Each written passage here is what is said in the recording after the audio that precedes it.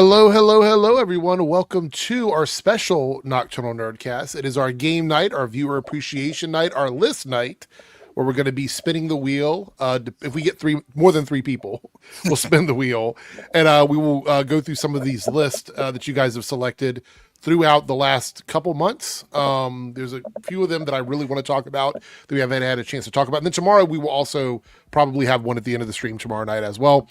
This is only on the Reloaded channel, and the reason why is to give one stream to each channel individually along with the Nerdcast. So if you are somebody that typically watches on the Debunk stream and you're wondering why it's not on that channel, just sub over here to this channel. I'm on both of them. And that way you'll get it over here. It's just a YouTube thing. So this is only on the Reloaded channel right now. We also have Jake in the building. What's up, Jake? What's up? How are you? What's up? Doing pretty good. And are you telling me you only do things where you appreciate your viewers on Monday nights, none of the other days of the week? Come on, man. No, you know. You got to have some standards, right? Yeah. Unlike a lot of the platforms, sadly. Yeah. No, it's just one of those things where I didn't really have a name for the stream. We called it game night. People said that was confusing. Ranking night sounds like we're going to be doing something on Tier Maker, which also isn't really accurate as well. So I don't know. What are you laughing about? No. I laughed at the whole ranking night one, but all right. Actually, you know what? That's a challenge for people that are watching this right now. While we're going through all this, come up with some name for these. Yeah, you know what? That's a good idea. Come up with a name for for these streams, because we're going to be doing them at least once a month. Yeah. So, let me get the wheel ready. I don't know. Whoever picks the winning name gets viewer extremities. I don't fucking know. Maybe. I don't know. I don't come up with a reward system. We have Darren in the building. So there's Darren. I'm going to do something interesting here. So for about 5 minutes, we're going to do a poll within a poll, I guess. Pollception? So I'm going to pick 4 topics on the poll. I'd like to do all of them tonight. Okay. But we're going to do them in the order of the one that's the most popular at the end of 5 minutes. I did leave suggestions in our group chat earlier. Yeah, I'll look and see what you put in there. So the people that are here now can pick like in 5 minutes you'll be able to rank how we do them, basically, is where I'm at. Yeah. We'll do the poll here, and then people can pick the order that we talk about things tonight. So we'll try and knock out at least 4. I'd like to do 4 of them in like an hour and a half, maybe 2 hours. That's kind of the goal tonight. Okay. All right. So we'll see what we got. If more people show up, we'll drop them into the wheel or whatever. Yeah. So let me really quickly. Okay. Cool. Yeah, sure. Let's see. So Jake, you had. Oh, wait. One of yours I really want to do. Which one? The wasted one. That's the one that I really I've been polling for that one for months. Okay, we'll put that one in the poll tonight. Okay. Now, I know you guys can only vote once, which is why it's a little weird, but literally vote for the one that you want to hear first. That's what you're voting for. We're going to do them all. Yeah, we're going to do them all, but this is just order-wise. Also, since this is a viewer appreciation night and we're basically focused on our list, I know some stuff dropped today. I'm not hiding under a rock, right? I know some stuff came out today. If you want us to talk about them tonight and deviate from these topics, or if you feel generous and you just want to donate, you can. If you super chat and go, hey, here's a couple of dollars, can you give us your thoughts on this? We will talk about that in between topics. If not, they will be relegated to tomorrow night on the Nerdcast. We probably will talk about them again tomorrow night, but yeah, I see what you got there. You mean that thing that I somehow didn't get copyright for again? Yes. Hey, you know what? At least they've seemingly got their shit out with copyrighted songs this time. Well, I actually love the song in the trailer, the way they did that. I don't know what it was, but it was really cool. I was getting wasted. Maybe when I was in my 20s, Chris. Maybe then.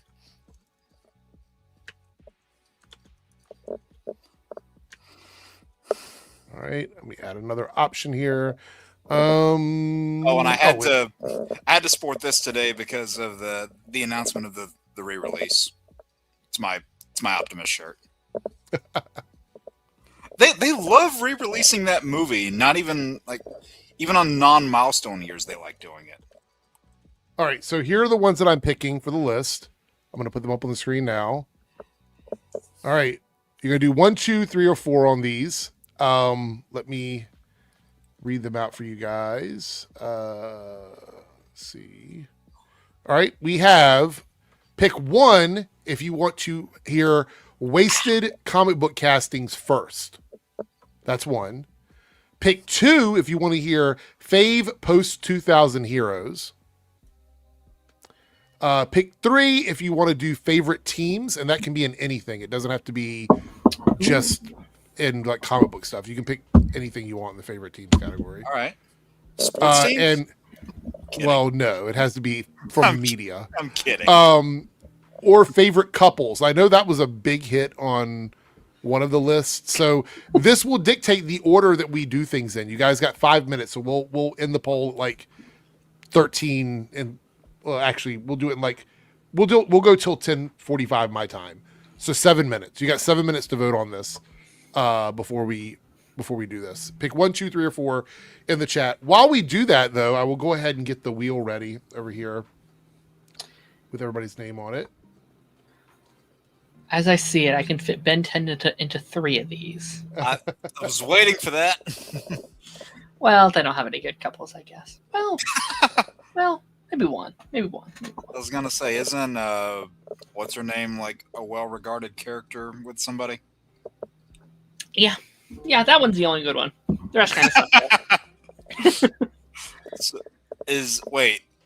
is the other side of that relationship the one with that short that I keep seeing pop up every couple months? Is that the other side of it or no? I don't know what you mean.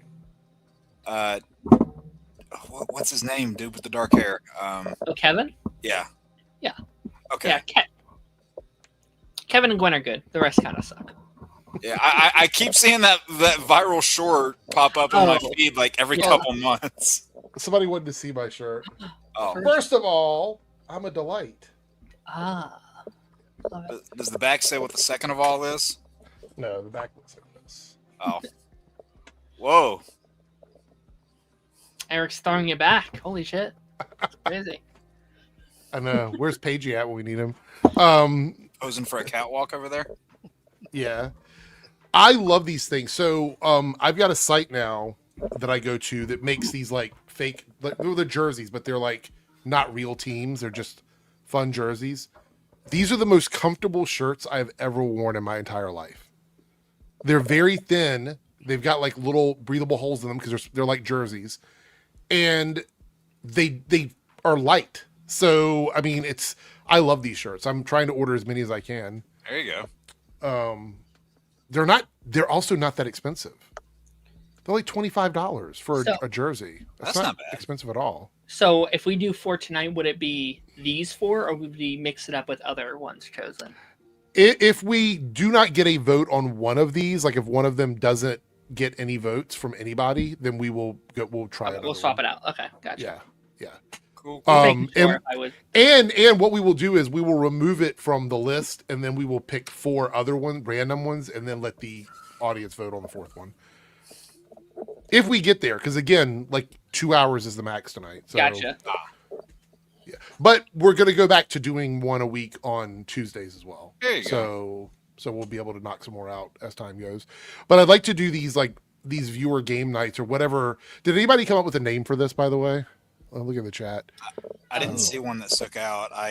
We gave like a challenge to the start where come up with a name for these.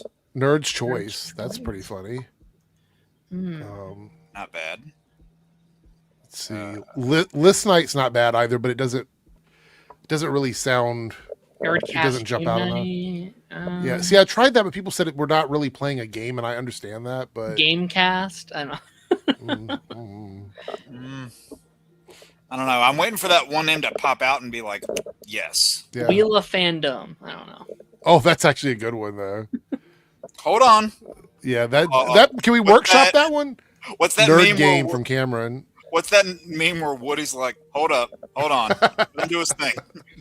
Yeah. You're cooking. Let's keep Let 'em cook. keep cooking. So yeah. That's what it is. So, listen, as we found out a few weeks back, I'm not well versed in Gen Z slang. Well, I'm excited though. We got our tickets for Master of the Universe and Mandalorian and Grogu. So both of those are secured. And yeah. Ooh, By the way, Wheel I of Nerds is saw- a good one. I saw Obsession today. I haven't seen it yet. Uh-huh. I won't spoil it. I heard I- Indy is great in it, by the way. That's what I heard. They wasted the hell out of Indy. Holy shit. Really? Wait, I- really? Yeah. I think if she doesn't win an Oscar for this, or at least get like nominated, they're doing something wrong. What do you mean? Because she, one of the best performances I've ever seen. Truly. Wow. And she was Wow. wasted in the movie? No, I said I think Superman and Lois wasted her. Oh. I don't think you actually said that part. Oh, That's did why I? I was I'm sorry. confused. I'm sorry. That's why I was confused.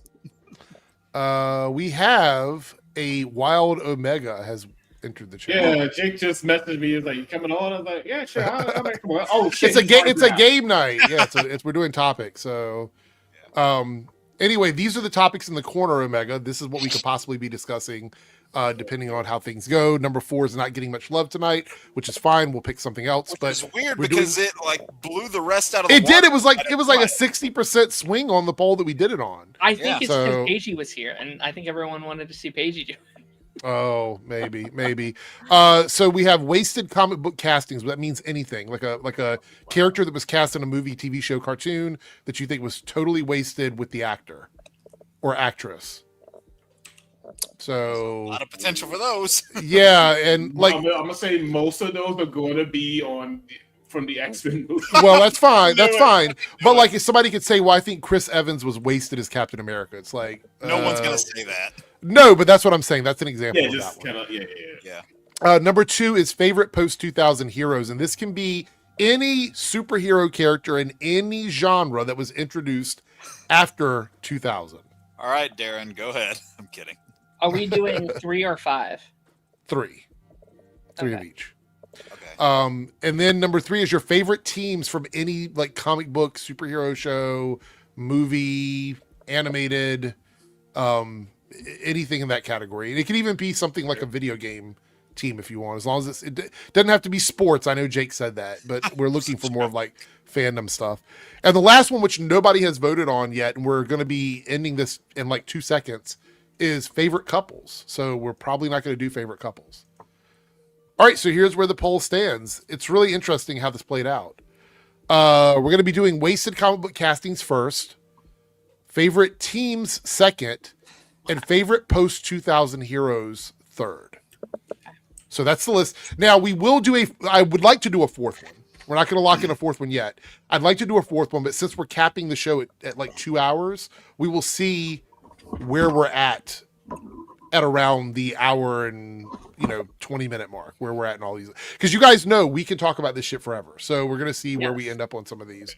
Let me go ahead and put Omega into I just saw Omega's reply. Oh shit, he's live now. Someday we'll have to I was do like, one of those like 5-hour streams and just do games. Yeah, no, I agree. It'd be fun. Yeah, that would be. Be tired after, but it'd be fun. Yeah. Hey, Monday's my Friday, so I ain't doing shit. I just got off of freaking an overnight shift. Just woke Oh, up. wow. I am good. Fuck, I hate overnight shifts. Honestly, where I work, I would rather work overnight because it's a hospital, and with everyone running around in the morning, I was like, That's fair, but no, I used to work like overnight shifts at a fucking distribution center, and it was hell on oh earth. yeah, that's gonna be hell. It was hell on earth. Before All right, COVID, let's my shut this place down. was open till 12, Delete and so we this. still have people coming in like, why did you close so early? I don't want to be here at 12 in the morning. I don't think so. I want to go home. Yeah. All right. Okay, Oh, so what we're going to do is I'm going to go ahead. Let me get the wheel ready on the production cam. All right, have that over here. Actually, let's do this. Here, split the view. Also, Eric, what is that Japanese wording on your shirt? I looked at it before and I don't remember what it was. Bukake. Nah, dude, shut up. Yeah. Hold on, I'll tell you. Give me a second. I mean, it says over. No, I'll tell you in a second. Hold on. This is how I did it before. Oh, okay. Oh, one of those auto translators. Don't joke. It's not your fault. My Oh, no, Japanese is very rusty, so. Nigga, I got some of this. A nice Chianti. Ooh, nice. No, it's actually a Chianti. No, I made some spaghetti a couple days ago. And I figured, yeah, I'll grab a good bottle of wine with it. At least you didn't pronounce it scienty. Well, I blame Silence of the Lambs for that. That's the first time I heard that word. I don't know if was this like, is "What?" true, What's but apparently, according to my translator, it says black cat. I don't know if that's true, though. Probably. Fitting for Not your know home. kanji. Yeah, It is something fitting with for your household. something with Neko in it. Huh? I said it is fitting for your household. It matches the shirt. I always look that stuff up before I buy it because I know a lot of people will get like a tattoo that's Chinese or Japanese and they have no fucking idea what it is. Yeah, this is. She's either on TikTok or on Instagram. I forget which one. She's all like, "Yeah, this is gibberish." This Chinese lady. She just says like, reads off people's tattoos. Like, yeah, this is gibberish. It's like the most mundane stuff that they put on each. Yeah. Put on. Or somebody just unknowingly gets something really fucked up tattooed in their arm, like they go into America. It's like, fuck you, America. All right. Let's get some shit. So tattooed. the first category we're doing is wasted castings. Now the way this works is I gave you guys an example. You name an actor in a role that you believe was wasted in one way or another, and you can articulate however that is to you. Like if you think it's wasted because they did a bad job, you think it's wasted because they didn't get a chance to do it again, they didn't get to do something in the role that you wanted them to do, whatever that might be, essentially you are the one who decides that. So let's spin the wheel and see. Me and Darren what we have got. like a hand on a holster ready to take some of I'm these. waiting. Yeah, I'm waiting for a couple we might fight over. I think I might be good though. I think I might be good. We'll see. There's one you might try and steal from me though. Oh, Eric's gonna go I'm first. first. That's a first. Holy That's not shit. rigged at all. Yeah, that is weird. All right, let me look at my list over here because Maybe I put Eric- five. I put 5 down for every one of these just in case someone takes one of my other ones. All right, this is going to be a hot take, and people are going to say, "What? What?" I might agree. Well, I want to say it's controversial because of the fact that there's a toxic community surrounding some I of know this. what it is. Oh, I think I know. I'm going to say Henry Cavill is Superman. Yep. saw it coming. Didn't have it, but saw it coming. Now, I'm not saying you should come back. I'm not one of these people like campaigning saying, by the way, chat, pizza's good, tomatoes are bad. Just in case anybody's wondering. Pizza good, tomatoes bad. I'm Tomatoes not go on pizza. I am not advocating for him to come back now. Like I feel like the ship has already sailed on that. Mhm. But I think the issue is, and I've said this several times, we needed a second Man of Steel movie where we got to see him as a proper Superman before we jumped into Batman v Superman. I agree. If we would have had that, I think the DCEU would have been very different. But we never got to that point. We went straight from him as Superman year one to being a god figure where everybody in the world loved him. And we got a montage in BVS because we know that that's not what happened. Like at the end of his movie, people were making jokes about him killing Zod. You know what I mean? Like that was the joke, is that he killed people. There were so many people killed when the battle happened, when buildings were destroyed and stuff. And yeah, we discussed that with Batman, but it seems like the general public doesn't feel that way. And we don't understand why, because we never got to see that time period in between the end of Man of Steel and BVS. I will always advocate for that. I'm not a Snyder bro saying, hashtag, bring Zack Snyder back or whatever. I don't want to see that. I think that's a bad idea anyway, just based on the response to so many of the Snyder films, or the Snyderverse films, I should say, in general. But I wish we would have gotten a second Man of Steel and I would say this, and a proper continuation of the Superman story, because I don't think BVS was, in my opinion. And that is my first choice. So here we go. Who is next?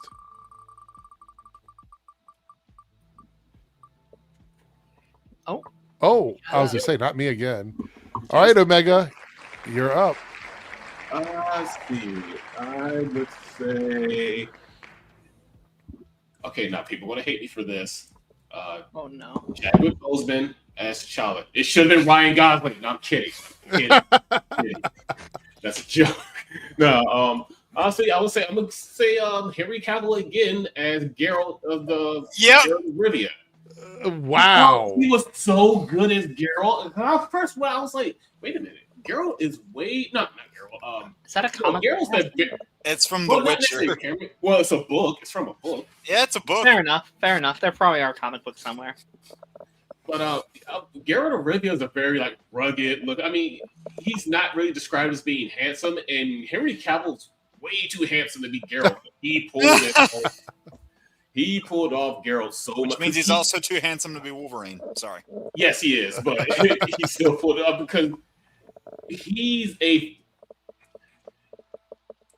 dude's a nerd. Henry Cavill is a freaking nerd. He's one of us. He just lives and is pretty. That's it. Yeah, he is one of us. But because especially he, as much as he knows about Warhammer and all that, dude's a freaking nerd. So he went in depth into Geralt's role. He probably played the games because he based his voice off of the voice actor in the game.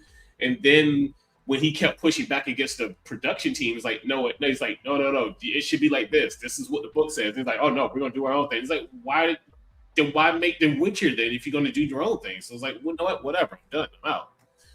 So yeah, I want to point out, people were saying not from a comic book. I just checked, there are several Witcher comic books out there, so yeah, it does works. count. It's fine. Yeah, it's fine. It's he hacked it and cheat coded it, but it's fine. Yeah. I mean, I figured it was from a book, and then they made a TV series out of it and all that stuff, and then of course they made video games. So, I do that with like Incredibles a lot, where like people are like, that's not a comic book movie, but I'm like, well, they based comic books off of the movie, so now it's a comic book movie. There was a Boom comic series that ran for like 5 By the years. way, Darren, you are up now. I'm up, and I'm not choosing Incredibles. Sorry. Now, I'm not a huge comic book guy, or I'm sorry, I'm not a huge Batman guy. Batman's typically not my my cup of tea. But we got the perfect Batman casting of all time. Yeah, we did. And he never got to wear the suit. He never even got to play Bruce Wayne. Oh, Lauren Christie from Batwoman. Yeah. When you said never got to play Bruce Wayne, I knew who you were gonna say. He looks just like comic book Bruce Wayne. They somehow got the perfect casting, and he only ever plays Hush. And I would have loved the Arrowverse just once, just to have him show up as Bruce Wayne. Just one time would have been really, really sweet. And maybe he could have eventually if Batwoman would have went on long enough, but very disappointing he never actually got to do that. But casting was incredible. Like every now and again I'll put Tyler Hoechlin and him together on a photo. I'd be like, they would look perfect together. You got some tomatoes on that one from Remember Dalton. what they took from you. Dalton was throwing tomatoes at that one. Yeah. Tomatoes. Well, Dalton can be wrong sometimes. That's fine. Boo, tomatoes, tomatoes. What is this, a Hunchback of Notre Dame? Oh, hold on. Before you answer, we do have a relevant super chat, Jake, to what Darren just said. So, Jake, you're up next. But Silhouette Animator said Warren Christie looked like 40-year-old David Bezos from Gotham. I wish they would have retconned it as an Arrowverse show somehow. Yeah. I mean, you're not totally wrong. I mean, now that I'm thinking about it in my head, David was also a really good Bruce Wayne. I really liked his take on the character. It's really funny. One Bruce Wayne was a child actor for like 90% of the show. Yeah. And the other one never actually got a chance to play the real Bruce. He was a version of Bruce Wayne, the fake Bruce Wayne on Batwoman. Yeah. That's pretty hilarious. Thank you for the super chat. Jake, you are up. So Darren did scare me a little bit with where he was going. I thought about that one, but it didn't. Going off of Wait, hold on, pause. Did we just do a round where everybody got one choice in the round? I don't think that's ever happened. Yeah, we all. It was. I mean, I made the same Omega, it was a different Darren, and Jay. First time for everything, I guess. Yeah. Well, piggybacking off Darren's real nicely, somebody that was also excellent in their role, and we never really got a solo installment with them. It's Ben Affleck as Batman. I felt like you were going that way. I mean, I just kind of had to. I'll get the obvious one out of the way. He was so damn good for that older, grizzled Batman they were going for. It was Dark Knight Returns Batman ripped right out of the page. It was Arkham Batman come to life. You got a Batman with 20 years into his career. You saw just that badass side of him, but you saw a really good Bruce Wayne who cared about the people around him, had that kind of pessimistic approach to somebody like Superman that you would see in that environment. You just blew my mind, Jake, and I can't wait to say this after you're done, but go ahead, finish. Okay. But no, the fact that Batman and Deathstroke movie with him and Joe Manganiello never happened was just a big crying shame. That probably would have been the best Batman movie that we never got. And yeah, crying shame we didn't get that, because I mean, I loved him in BVS, loved him in Snyder's Justice League, and despite that god-awful costume he wore in The Flash, his scenes as Bruce were some of the highlights of that movie. Yeah. When you were talking about the grizzled older Batman, I was just thinking the way Zack Snyder set up some of the stuff, and I have to give him credit for some of this. The way he set up some of this makes so much sense in terms of like, if you're ready to introduce the second version of most of these characters, right? Because the age demographic worked in that favor. You could have Ben Affleck as an older Batman for like a decade, and then we could get into like all the Robin stuff, like all the different versions of Robin, all the stuff they went through. All of that could be there. He fucked it up a little bit with the Robin suit where he was killed, and we still don't know what that was going to be ultimately at the end of the day. But the groundwork was there for it, and it was all wasted potential. Henry Cavill was wasted as Superman. Ben Affleck was wasted as Batman. I feel like this is a trend with the DCEU.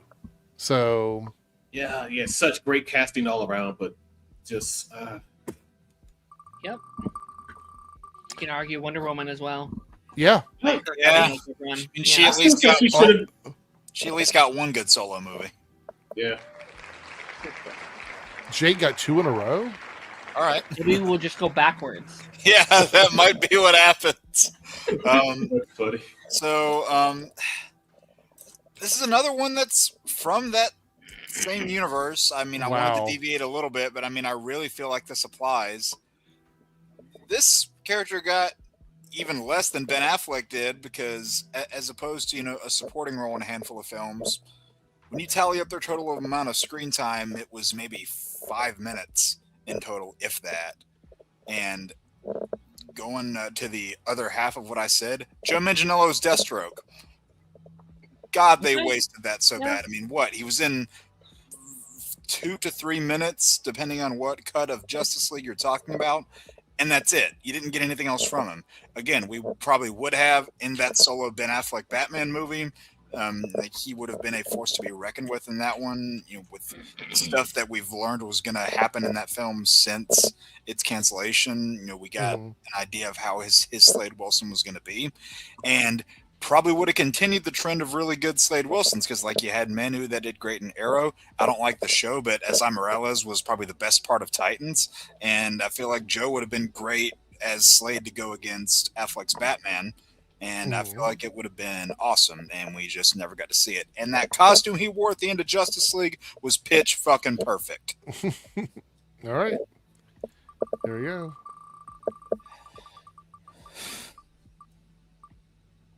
go. Oh, Darren is up. So we are going backwards so far. Wait, yeah, that's right. That's right.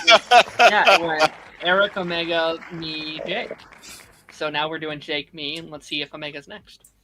All right, my next pick is another one we never actually got to see. We saw, I think, leaked stuff from the show.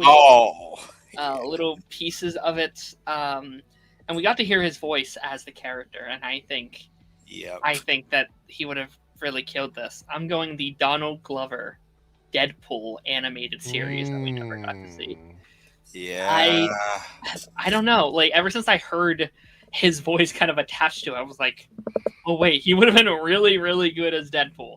And as much as I love Ryan Reynolds as Deadpool, I feel like that's the only real version of the character we've gotten in like a big way over these last several years, and I feel like I'd like to see a take on the character that isn't just Ryan Reynolds Deadpool. Even though he does a fantastic job, if done well, an animated Deadpool show could be really, really cool. I think that's a character that would maybe even work better in the like animated wall breaking, like in a setting that would work very well within his template. I think Donald would have done a fantastic job as a character. Oh yeah. Okay. All right, let's see who's up next.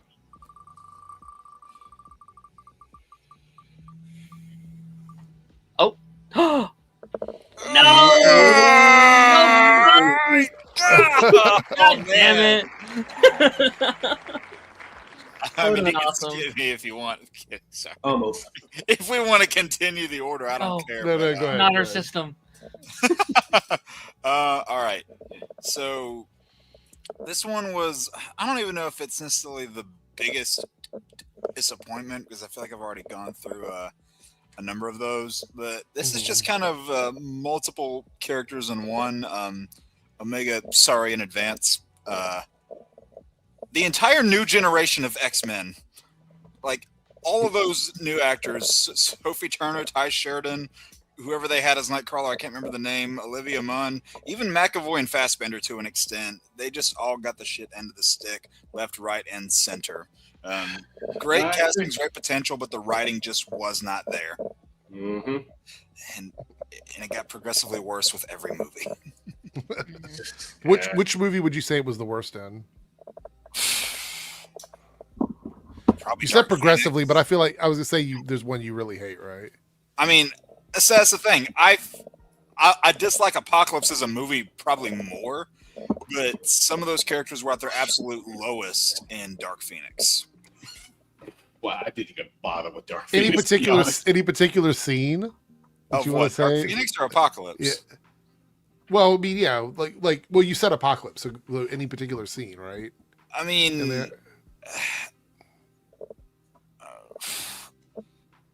fuck Apocalypse himself whenever he comes back and his, whenever he's out there in Cairo with Storm, he just touches that TV, learning, just like that's so fucking lazy. Yeah, that's Lone Wolf says Days of Future Past. What do you mean? I would argue some characters were really bad in that movie too. Wow. Like I love Nicholas Hoult. Hashtag but- cancel Joypad Jake. Like I love Nicholas Hoult, but I didn't like his beast in any of these movies. In First Class, he's fine, but after that, he just gets worse and worse. All right, here we go. Don't even get me started on Jennifer Lawrence. Oh, look, now it goes to Omega. Okay. Now we get here. All right. Go ahead, Omega.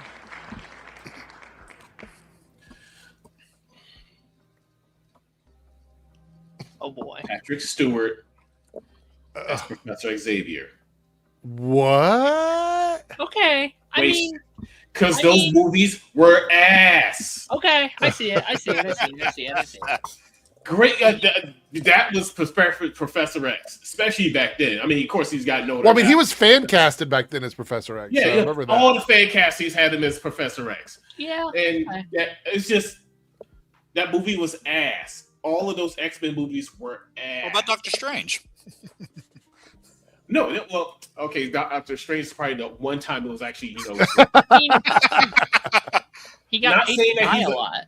yes, that was one of the best parts. But it's like yes, he was the best part of those Damn, films, but look, still, look. he was just terrible. No, No, I mean he's it was right. just- He's right. Like Some of No, those I might not have think been bad it's movies, but they weren't great X-Men movies.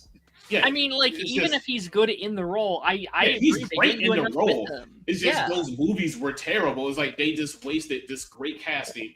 He You're was right. amazing in it. Everything else surrounding it was bad. You're right. Oh yeah, All you right, didn't well, like let's see. Logan either. I ain't like Logan. Again, that can be said for 99.9% of those. Oh, I finally get to go again. Jake's fucked up the whole thing because I would have been in the right order. It was, but I mean, okay, look at I don't know. What? But like we had mostly, We should have another Jake here, but he got to go Yeah, like Jake before went that. early.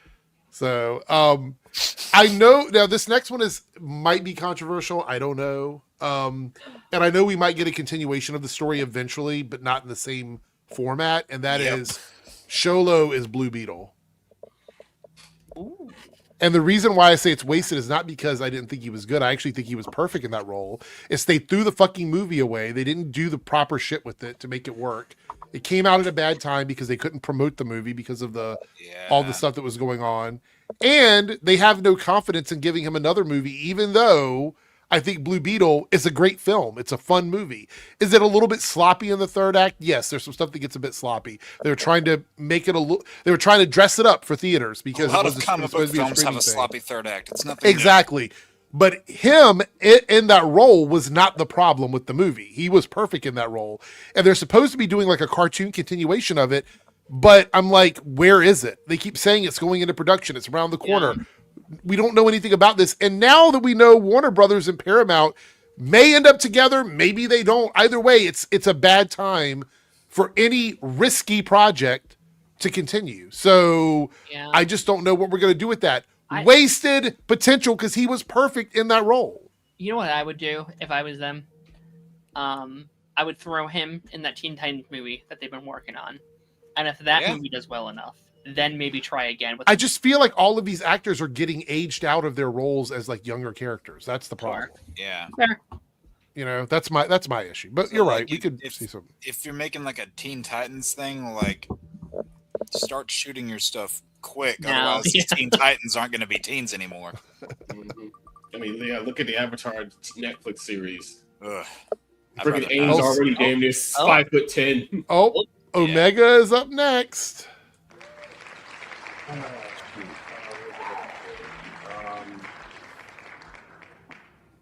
You got to have one. Come on. Come on, buddy. You got this. Think about the X-Men movies. There's got to be another character out there that you are not happy about. All of them. He's about to say like just one. Pick one. Did you hate an MCU character that you thought was bad? Like there's a lot of them out there you can pick. Well, there's a lot of villains that were wasted. Yeah. Apocalypse. Why was Apocalypse 5'10" and not 6'7" at minimum? I mean, Oscar Isaac is a great actor. He pretty much carried freaking Moon Knight on his entire back. But oh my god, even he's because I remember watching like the behind the scenes stuff. It's like, yeah, oh my god, is out of ideas. Even I remember watching the behind the scenes of that movie. It's like even Oscar Isaac's like he should have been taller. It's like Oscar Isaac is not a tall. I mean, he's not short, but he's not a tall man. He's I think he's about like 5'10", 5'11", something around. They could have done something to make him look bigger because it's the movies. Like you could easily do that. Grew bigger in a freaking mind palace. Like come on. When you look at what the original concept design for Apocalypse was, it's a crying shame they didn't use it. Instead, they went with a guy who looked like he was wearing a condom on his face. Yeah. Am I going last? I'm going last. You started this game and you can end it. Yeah. All right. So Darren, what you got? I'm kind of going the Jake route of picking like an entire cast, but give me the Titans cast. Holy shit, they're all almost perfect. They got almost a perfect cast, almost. Especially Brendan, who played Dick Grayson. Even Connor too. Connor was perfect too, yeah. But I think like I don't know. Like every time I see him, I'm like, that's Dick Grayson. Like it's such a perfect casting, and they just like, despite him being the main character and taking over the show, they still wasted him somehow. Like I don't know how you managed to do that, but every plot line, I'm like, what are we doing? Like the like Titans had the perfect setup. They had the perfect like episode of Mount. They had the budget. They had the cast. They had the resources, and yet they were failing to do what the CW was doing on half the budget and half the resources. I can go down the rabbit hole, but the cast. I said every season that I talked about Titans, I was like, hey, but the cast is great. Nothing against the cast because the cast was doing what they could with what they had. I thought, even if some of them have attachment issues. So I'm gonna pick an entire show, okay? Because I think this show had so much potential, and everybody involved with it was Oh, doing their shit. best. Oh, Okay. no. Yep. I don't think anybody's going to guess what show I'm saying. I think that when I Oh. say it, you're going to be like, oh, Can I guess? right? Guess, yeah. Is it Inhumans? No. No. This is a show that if you go back and you watch it, even after the first season, the potential is still there. It's a show called The Gifted. Yeah. Yeah. Now, you can watch it on Love Disney Plus or Hulu, depending on where you are. It's a 2-season show, and it's about the mutants existing in a world where technically the X-Men do exist, but it's like these are characters like Polaris and other adjacent Wing. characters. Yeah. To all this, and they're fighting as a resistance. And I really like the show. I think honestly it's one of the best things from that era of X-Men content. If Absolutely. you want to like, put it there. Is it perfect? No, but there's a lot of really smart casting in the show, and even with a lower budget, they still manage to do things that make it interesting and make it worth watching. I think the second season is a little rough. It's a little rough there. First season from start to finish is great story. Great story. The Gifted is still my favorite live action X-Men content that we've ever got. Oh, really? Okay. Really? I think, that first season, at least. I think that first Yeah. season's a perfect season. All right. Yeah. So it was think wasted for me. All right. I really All like right. Blink in that show. Yeah, Blink is good in that too. Yeah. Hilarious. Okay, so the next category is going to be a rush for everybody because it is favorite teams of all time. And this is on anything. So it can be movies, it can be cartoons, it can be comic books, it can be TV shows. I think It can be anything. we might all have a hand on a holster with this one. Now, the way this is going to work in order to make it a wider net is you can pick a specific one. So you can go, my favorite team is this version of that team from this particular project. So that way you're not blocking off like big blocks of media. Because I could go, my favorite team is this team that has like a random comic book run, but then that blocks it off from every other iteration of that team for everybody it's else. like the X-Men, but like this issue of the X-Men. Yes. Yeah. Right. Or this run or this Sure. TV show or this movie or whatever. Because we could pick a million different, like you could say your favorite team is the Justice League, but what version is it? From the animated Sure. world, from the TV show, the cartoon, the fucking live action one? Like there's a million different versions. So you have to pick specifically the one you're talking about. Before we get to that, Lone Wolf of the $2 super chat. This was on my short list of like other ones. Was Christian Bale as Yeah. Gore. God damn, they fucked that up. And I know that we don't have our usual defender of Love and Thunder here, but there was a good performance there that got completely wasted in a bad fucking movie. It just tells you that there had to be like significant cuts to what we saw in the final film, because like I cannot say with good conscience that what was in the script was the final film, because why would Christian Bale have said yes to it? Right. Chris, no, it is any team of characters that you love of all time. But they have to be officially a team. You can't go, here's these 3 guys that hung out on a TV show and now they're a team for me. No, they have to be officially a team. Like there has to be something there that makes it official. So, and again, it's a wide net. It's multiple versions and it's any media.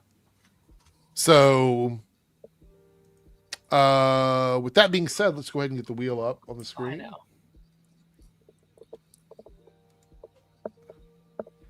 And here we go. I think I'm safe in terms of. I'm probably safe too. Oh, Darren, Speaking you'll go of first. safe, speaking of safe, Okay. Yeah, I feel good about my list. I definitely don't think people are going to pick this list. And I'm even before you said I could specify a certain version of a list, I was going to do that anyway with this one. right? Now I know some people here don't like the show, but I think in I already its know what this prime- is. In its prime, this was the greatest cast of an Arrowverse show. Oh. Season 2 of Legends of Tomorrow had a perfect superhero lineup, and is probably the most comic booky like superhero thing I think has ever been made. It is so good. Like Sarah, like Sarah's been the lead. Amaya has joined the team. We got Citizen Steel on the team, and then you have the Firestorm and all these characters kind of coming in. And they all use their powers. Yeah, the Atom too. Yeah, I'd Atom and Heatwave. I'd say like season 2 to season 3. Even when like Firestorm leaves, you add like Wally West to the team. Like peak superhero. Constantine. Oh my god, it was so good. When but like as we start getting rid of characters, it's like, all right, it's not as cool as it used to be. But in their prime, peak superhero team, peak stuff. Just a small thing. You know what I think would have been cool? What? Take that Connor Hawk you saw in 2046 in one episode and pluck him out of time onto the team. Yeah, that would have worked. We talked about. I remember having that conversation during the airing of Legends of Tomorrow. I was like, he's out of time. They could literally just go pick him up. Like, it just so many members. And great. And listen, like I like Mia. I don't hate Mia, but I think Connor would have been a better Green Arrow. Throw Ragman on Legends. Throw Dreamer. We thought that was going to happen. All right, Jake. I would say, by the way, if there's one that you love, get it out of the way early because someone else might pick it. So, Jake, you are up. No, man, I'm pretty niche. Okay, well, I had one obvious one. Thankfully, no one took it yet. I'll just go ahead and say it. These guys right here, 90s X-Men. These guys right here. The 90s or X-Men 97? I'll say 92. Okay, the 92 lineup. All right. So if Omega wants to say 97, he technically can. But no, I had to go with these guys. It's what I think of when I hear these characters. Good job, Darren. Whenever I read those characters in comics, I hear all of those voices. I mean, shit. Like it's just a quintessential version of those characters. And right around the time you got all the like the run that Jim Lee helped start back in '91 started like right before that show. So like they were just perfectly influenced. Great version of Wolverine, where Wolverine's not the main fucking character, but he's still a really important character. Cyclops is the leader of the X-Men. Rogue is portrayed as a southern bombshell who's strong as hell but has a vulnerable side. Storm is an actual, weather witch. Like you have, I know the joke for the long time was that Jean would faint every fucking 5 minutes, but it was just a really well made cast. And even when they brought those characters back in '97, they felt like still the same characters, but like you had seen them progress essentially. So I didn't think they lost any of their charm. Okay. I'm sorry. That crash out was great, Omega. Comic Nation Gaming is here. Good to see you. Hey. Oh, God, YouTube really doing ads during streams now? Yes, they run ads and we can't completely turn them off. I've got it set to the lowest setting possible. So, all right, here we go. It might be the most obvious pick in the world, Chris, but I had to do it before Omega did. But if Omega wants to rebuttal, he can. No. He's about to get his chance. No. Omega's about to get his chance. Okay, Omega. I mean, as soon as you said the Jim Lee run during the 90s, I was like, because I was going to say, specifically the comic series, but it's like, damn, that's exactly what I was going to say. No. He said he's talking about aren't you talking about the cartoon, Jake? Cartoon? Yes, I was talking about the cartoon. So you could pick the 90s X-Men comic because the comics like Gold and Blue Team. Yeah, I'm talking about that run of X-Men because I had the cards. Little like Topps cards that they had sell back in the 90s when I was a kid. Man, I was when I think of X-Men, when I think of comics, my mind goes to that specific run of the X-Men during the 90s. It's like at 1990, I was 8, so I was at the prime age of all that shit. So yes, the 90s Jim Lee run of the X-Men. See, you still got it. Team. Yeah. All right. Who we got next? Me maybe? Sure. Ooh, I'm so excited to talk about this. I think we did it again. I think everyone got to go. Yeah. Oh, anyway. yeah. Now let's see if we can keep it going this time. I'm gonna pick a team from a little TV show that a lot of people sleep on because they don't know the power of this team. Oh no! But I'm gonna just mention it because this show is incredible. I love it. I love the team. I love the cast of characters. And there are people out there that talk shit about it, but they just don't understand how good they are. And that is the Agents of S.H.I.E.L.D. team. Oh. Agents of S.H.I.E.L.D. Yeah. I love that team. I love those characters. I was so glad to see Coulson, even though it was kind of like weird how they brought him back and everything. Having him there was great. Ming was great in that. Quake, incredible. Yeah, incredible. That's like one of people's favorite characters. Some of the best stories. Simmons. I don't. Yeah. Well, Fitzsimmons, Reyes. iconic. The best Ghost Rider we've ever had, ever. The actual best interpretation of the Inhumans that we had on TV was on Agents of S.H.I.E.L.D., much better than what it was on the Inhumans TV show, which was awful. Yeah. I can't think of season 1 for me is the foundation. You kind of have to watch it to understand who all these characters are. But the show, in my opinion, just gets progressively better and better and better throughout the next few seasons. So it's also, I think, what's really impressive is their team doesn't change that much. Like, obviously, some people leave, but I mean, Mac is good. He comes in later and stuff like that. But Trip is there for a while. Season 1 poster, all those members are still there in season 7 except for one. Right. That's really impressive. Most shows cannot say that. Yeah. Yeah. So there we go. That's my first one. Who we got next? Let's see who gets to go second first. Oh, wait. Back to back. Again. Is it me again? Maybe we're just going backwards again. Come on. Let's do it. I'm going to go with the recent one because I happen to really enjoy the dynamic of these characters. And I think they've been treated pretty poorly considering how good they were and how good the movie was. And that is the New Avengers, a.k.a. Thunderbolts. Yelena is incredible in that team. I actually care about John, which is hard to believe because he is a piece of shit character. I obviously you have, Sentry there and just the dynamic between everybody, I think was really good. I enjoy that movie. I wish that it had done better at theaters because I think it was, in my opinion, the best superhero movie of 2025. Same. In my personal opinion. By a mile. I think they fucked up on the marketing. I think either call it the New Avengers or don't call it the New Avengers. I think that was weird. Either one or the other. Yeah.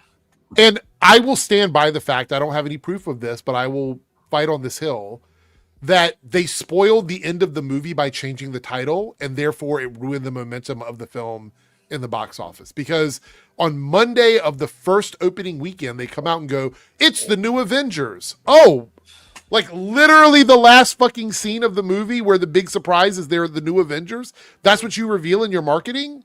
Yeah. Either call them the New Avengers or don't. Yeah. It was bad marketing. I don't know who decided to do that, but it was bad. You want a potential hot take? What's that? But I would take Yelena over Natasha. Ooh, that is. I'm not going to jump in that one. I don't think it's that hot. I mean, I kind of agree. I'm gonna let you have it, and I'm gonna let you have it. But one thing I would say, I kind of want to say, I should have thought of wasted potential. Ghost. She died. Oh, you mean Taskmaster? Yeah, that's right. Taskmaster, not Ghost. Yeah, Taskmaster. They did nothing with Taskmaster. Nope. After whatever well, Widow did. Are you ready for the really fucked up part? They actually did film her throughout the entire movie and then cut her out. Yeah, she showed up to all the marketing and everything. She's filmed in the movie till the last act. Like there's on the cutting room floor, there's Taskmaster stuff that goes all the way to the end of the movie. Yeah, she's present in trailers in the third act where she's not there. Wow. Yep. What did she do? What did she do to make them that mad? I think the producers and directors said it was either the producer or the director said they wanted something really impactful at the beginning to let people know that the stakes are high, and she was the one character they felt like they could get rid of. So it's the same dumb shit Legends did when they killed off Hawkman. Yep, pretty much. But speaking of Legends, Darren is up next. Yeah, I feel like this one is kind of like very Legends coded in like the same way, where it's a bunch of these sidekick and side characters teaming up to make their own team. Yep. Young Justice Yep. at its Ooh. is also So like such a good- season 2, season 3, somewhere around there. I'd say that like main team in season 1 and the ones that carry over to season 3. Right. You know, add in like Blue Beetle and like Impulse and stuff. Some of the coolest comic book stuff we've ever got. Holy shit, they were so cool. They were so awesome. It's crazy to me that this team isn't like, I know they do stuff in the comics now, but at the time, if I'm not mistaken, weren't they kind of their own thing, right? Like they weren't necessarily based on a big comic book thing. No, it was a story. Some of the stories in Young Justice came from the comics, but the actual Young Justice team was a separate thing. Aqualad was kind of its own thing, and I feel like they really like redefined a lot of these characters. My favorite version of Wally's in that show. My favorite version of Dick is in that show, based on like adaptation and stuff like that. I just, like Miss Martian was fantastic. Yeah. The stories they were telling was The fantastic. stuff they did with Roy, good God. They really, I don't know, man. And I still stand by the worst thing that the new era did, because I like what they did with 2. I think 2 was a fantastic season, but I think seasons 3 and 4 should have went back to the basics, went back to where it started, and focused on that main team again. And I think It was so disconnected at the end. That was the problem. I felt the final season was trying to get there, and maybe that final season would have maybe been that, but they never got there. They never got to do what I really wanted them to do. So They were on the verge of greatness. Yep. All right. Who do we got next?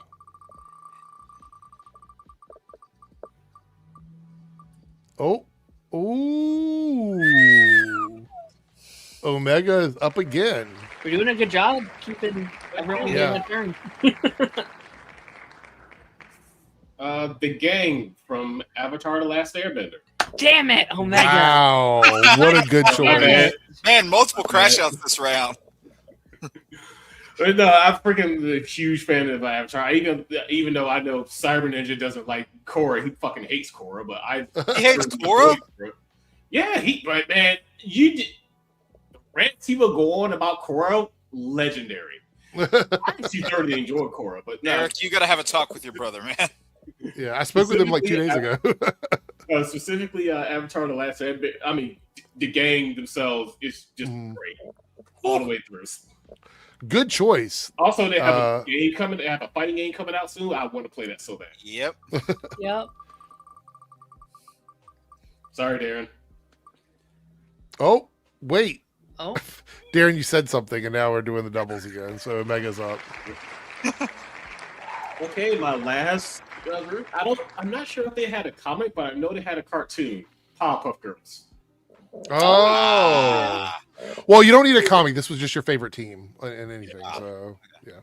The Powerpuff Girls will solo any group, anybody, especially Bubbles. She'll solo anybody.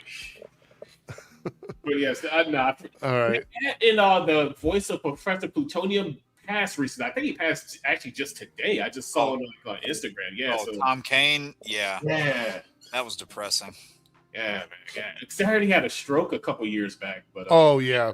yeah. But I guess it finally caught up with him. But yeah, His voice. Professor He Plutonium. voiced several iconic characters. Over Yes, there. the narrator for the Clone Wars TV show. He's also Yoda and somebody else in the Clone Wars. I forget. That's my favorite version of Ultron in the next Avengers movie. Mm-hmm. Oh, Darren is up. okay. Man, Jake has been like left in the dust. Like, this is That's crazy. fine. Just save the best for last. Okay. I mean, there was 2 I wasn't gonna do because I was like, I pick these guys every time. Let's do the Incredibles. I knew it. I was waiting. Saw I that wasn't one. gonna do it. I wasn't gonna do it. I was like, I'll pick Avatar because I don't talk about Avatar a lot, but I can't do that. I think the Incredibles are arguably probably the greatest superhero team that's not based on a comic book. I can't think of another one I would put. I think Incredibles is in the same conversation as something like the Fantastic Four or the X-Men or the Justice League, and they've had 2 movies. Like, I think they're that iconic that you can kind of put them on that level. And I hope they really redefine what the team is in that 3rd movie, because I think there's a lot of potential with that team. And I'd like to see some more exploration. Give us more comic book. Give us more. That's right. Give us maybe like a prequel show or something to like. That's really what I said. Do like a Glory forward. Days prequel show where you see all those heroes that are dead in their prime. Come on. I mean, hell, the Lego game gave those characters more depth. Yep. Let's see. Jake's got 2 shots here. Oh, there we go. All right. Would have been funny if it picked Eric. I know that would Would've have been been funny. hilarious. I'm always at the end. I don't know what's going on. Well, the second one I'm going to go with is the Timverse Justice League, and that kind of expands to the regular 7 plus the Unlimited crew, because like that's my favorite version of that team. For anybody who doesn't know what I mean when I say Timverse, that's the animated series from the 2000s when you've got Superman, Batman, Wonder Woman, Jon Stewart, Wally West, Martian Manhunter, and Hawkgirl. Love the dynamic that those original 7 have, and then when you get to the Unlimited side of things, you get you get great characters like Green Arrow, Firestorm, The Question, Black Canary, like obviously Wildcat, Metamorpho. There are so many great characters in that cast, but in those first 2 seasons, I love the dynamic that they have as kind of like this real tightly knit family. And then when you get to Unlimited, you see how they're including in a lot of those other characters, especially people like Captain Marvel and Supergirl. They're still part of that same group, but there is kind of a difference there, not in the way that excludes anyone, but just kind of respects the OG's history. And like when I think Justice League and when I read those characters in comics, those are all the voices that I hear for those characters. So yeah, had to go with that one. Okay. Here we go. Who's it going to be? Am I going to be dead last? Oh. No. All right. All right. So let's take this down here. I'm shocked Darren didn't do a single Ben 10. All right. I'm saving them. So I will go, and then Jake's going to go. My last one, I'm going with the comic books. I've done 2 TV show things or whatever, movies and TV shows. I want to do something that throws back to comic book era and a time when I was reading comic books, and regularly going and getting like 10 to 15 books a week. Excalibur, the OG Excalibur, the very first run of Excalibur. Cable's Captain team. Britain. No. Or Captain Britain. Yeah, not you're thinking of Cable's X-Force. All right, my bad. Phoenix, the Rachel Summers Phoenix. Yeah. Captain Britain, Megan Nightcrawler. Do you remember the other person? Was it Kitty Pryde in that? Kitty Pryde. Yes. Right? Yep. Yeah. That was the original team. I love the team. I love Alan Davis's artwork in those early runs. Yeah. Chris Claremont's always going to be good for me. I really, really enjoy these early iterations. The covers were great. I love, again, the flow of the panels in the comics, the continuation of the lore of Captain Britain and how that got really wonky over time. As the comic went on, it started to get a little bit hard to follow all of the stuff that was happening, but I still enjoyed like the early era of Excalibur. Really, really good. That comic cover with with Rachel Summers Phoenix in the center and the other characters off of the side of the side of her on either end, giving that triangle formation, is still one of my favorite comic book covers of all time. I absolutely love it. And it's been copied many, many, many times over by different comics. I did have another honorable mention, but I'll save that till after Jake goes, because it was another random one, but Jake, what do you got? So this is also a very, very niche one, and I guarantee only one person here is going to know what this is from. I'm going with the Blue Rogues from Skies of Arcadia. Let's go Skies of Arcadia. Yep, I had to, man. I mean, you got Vice as a captain of that team, and Vice is just the absolute shit. He's such a badass, great leader.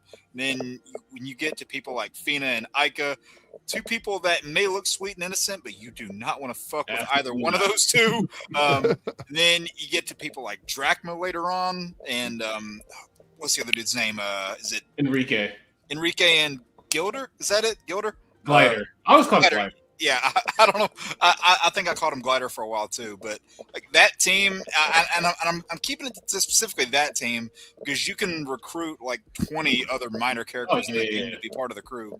But just that team together, I know that's like very niche and obscure for a lot of people, Mhm. but you know they are just kind of that. They have that kind of found family dynamic that you would see in a lot Yeah. of great ensemble shows. You know, when you get somebody like Drachma, he's kind of the grumpy uncle of the Yeah, group. grumpy old man, but he warms up to you. It's kind of like once you get through the story, you realize why he is the way he is. Then he kind of warms up to you after a while. It's Yeah, like, and oh, if yeah. it was on the Dreamcast and GameCube, if y'all can either get an emulator or if you find a disc on eBay, whatever, play Skies Arcade. It is such a good game. Oh my!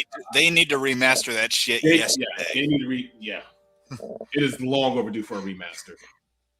Yeah, so I didn't want to say that you would know because if I said you would know, then that would already tell you what it is. In the back of my mind, like, he's going to talk about Skies Arcade, isn't he? I mean, I had to stay true to form. Great. All right, and that is the end of that category. I was gonna say my one of my honorable mentions, and I'm only bringing this up because I think it's funny that no one even talked about this particular comic book or show, was the Coalition of Planets from Invincible. I thought that's one of my favorite team ups of all time. So. When Darren was leading and saying, "I know someone here doesn't like the show," I thought he was going to talk about Invincible. All right, so Darren, I think you're muted, buddy. You are. No. Oh. Yeah, all right. So we're getting ready to do our fave post 2000. How was it worded? Fave post 2000. So yeah. Superhero, just heroes, right? It was just superheroes. Okay. And that can be on anything: comic books, cartoons, video games, movies, whatever. Yeah. If they're a superhero, they count. And they have to be created after 2000. Now, I did say mantles can carry over if it's a different character. And we use the example of Miles Morales. Now, you can say Miles Morales if you want, but that's the example. Is he is a carryover of Spider-Man, the legacy of Spider-Man, but he's a character that was made after 2000. So right. So that does count. So even if they pick up the mantle after 2000, they couldn't exist as another character prior to 2000, right? Yes. Yeah. Okay. All right. So here is so before we get into this, we will have time to do one more tonight. Because we're only at the hour and 9-minute mark and we can do our fourth one. Since you guys didn't want to do couples tonight, we will do one of these additional categories tonight based on what you guys pick. 1, 2, 3, or 4. Okay, after this one. Number 1 is dream battles, characters you would like to see fight each other, that you would think would be incredible to see in a movie or a TV show. 1, 2, or 2 is cartoons of all time, favorite cartoons of all time. That's going to be a top 3 list on that one. Number 3 is characters who get too much hate. Okay. And number 4 is villains who were right. So if you've been watching a movie or a TV show or a cartoon and you're like, that guy's cooking when he murdered that person, then so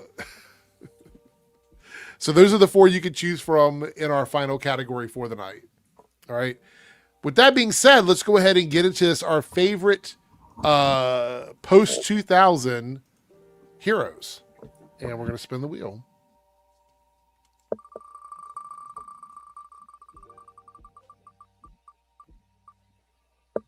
Well, look who it is. It is Omega. And okay, we're doing we're doing post 2000 heroes.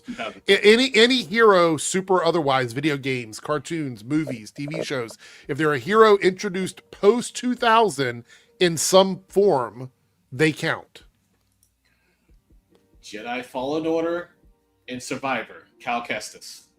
Oh, all right. Who's just generic white dude here? It's like, but no, I freaking love he's powerful as fuck, though, isn't he? Not as much as he's not more powerful than any other Jedi. It's just, I guess the game showcased his power so much more. I mean, he's about as strong as any other Jedi, but still, it's just those games are so fun, and just Cameron Monaghan's performance with that character, especially bouncing off of Deborah Wilson, Seer Junta. It's just those two together were just so good to each other. And I have to say, Cal Kestis. I love it. Okay, there we go. Those games All are good. right. See who's next. Ooh. Oh. It is I. You. Omega All right. must go again. That is true. Oof. I'm gonna go with basic for my first answer. Only because I love this character so much. And that is Spider-Gwen, Ghost Spider. I rather like Spider-Gwen. Spider-Gwen. It is a character that when first introduced, I was like, this is dumb, this is stupid, I don't know why they're doing this. And then I've just grown to love the character Yeah. over time. Specifically, if we have to be specific, it would be the one from the Spider-Verse movies. I think she's incredible in those movies. And All right. made me go back and look at that character differently in the comic books. So that Yeah. would be my first choice. Let's see who's going to go next.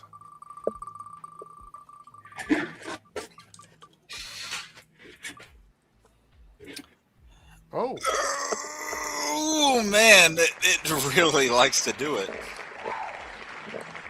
Okay. I don't have many on this list, so I hope mine don't get taken.